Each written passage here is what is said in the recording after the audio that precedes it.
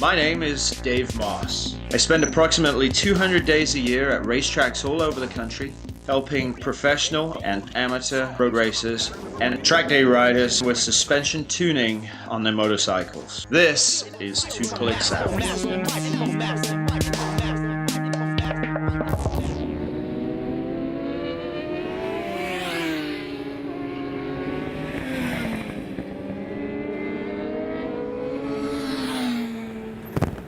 Okay, so you just picked the suspension up from Dave? From Barry. Oh, from Barry? Yeah. So it's up in Seattle, so Yeah. GP North. All right. What did he do for you with the forks in the shop? A new Penske on the back Okay. to replace the stock, and then the 25mm kit in the front. Okay. Basically gutted it and made all the internals better. Sure. Do you know what spring race you've got? No. That's fine. That's okay. All right, let's put your gear over here. When this was all put together, did Barry give you a baseline to start with? Based on my weight, and he set it up based on my weight. Okay. So we got enough free sag, which is good. Short wheelbase. Okay, jump on for me. Let's see what we got. Feet on the pegs, normal riding position, full tuck. Do you usually get your butt further back than that? Is all that way you sit? Okay.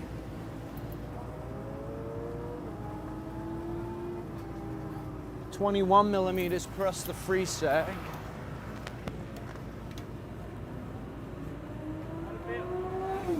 All right, go ahead, sit back. Now when you're braking, does it feel like it's a little too responsive when you get into the brakes? A little bit of brake dive? Not too much. Not like it was before. Okay. I just don't have enough laps on it to really feel the difference. Okay, so It definitely feels more solid and more stable up front, but I just need to trust it more. You know what I mean? sure, yeah.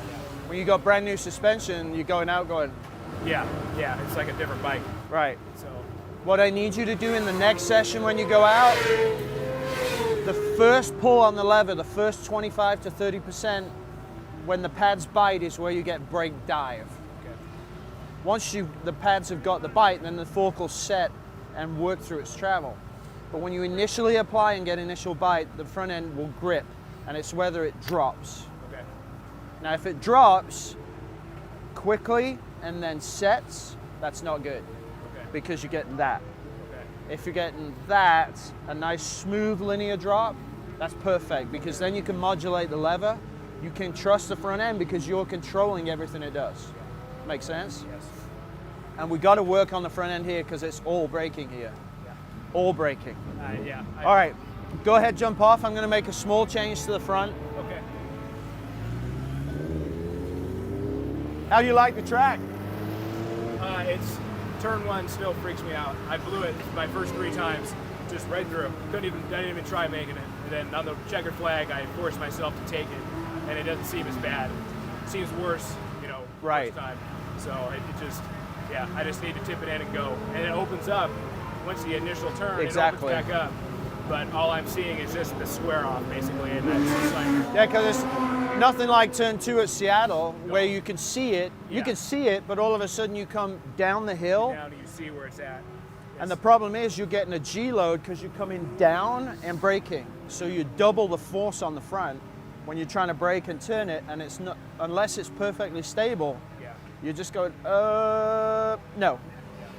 So we got to get you to the point where you can come off that ramp, brake, and have full modulation on the lever, and then just be, I've got it. Yeah. That's my turning point, and away you go. Yeah, I got it now.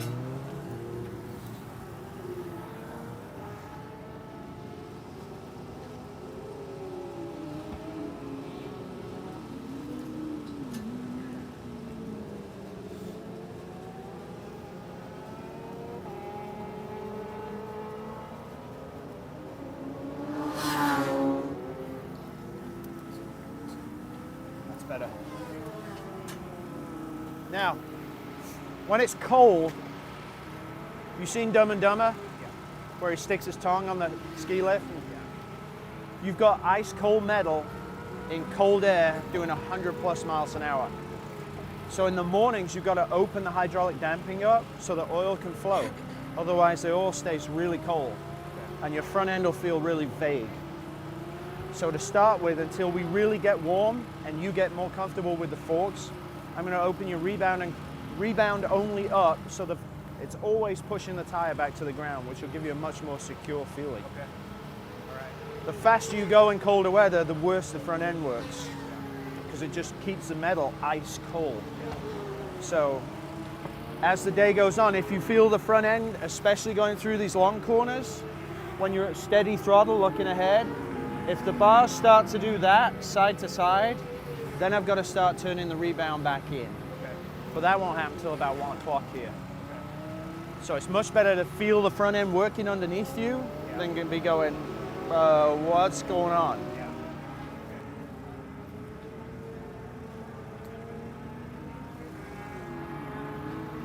Stiff plus the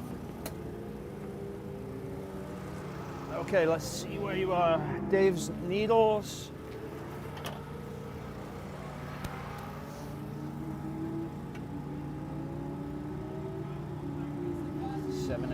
Eight out. So you were at 8 clicks out. I'm going to put you to 6 because there's so much braking. And one of the key concepts here, which we'll get into later this morning, is it's brake, gas, turn, not brake, turn, then gas.